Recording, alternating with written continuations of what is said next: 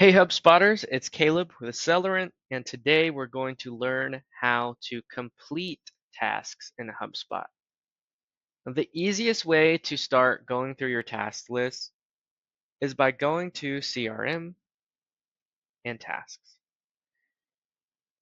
Once you navigate here, you'll be shown a list of all your outstanding tasks.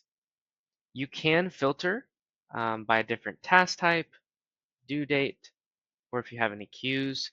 If you want to get more advanced, there's also some more filters that you can add here. But for now, we're just going to work out of our All Tasks tab here.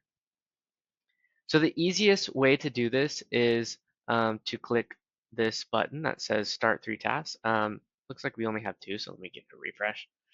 There we go, Start 2 Tasks.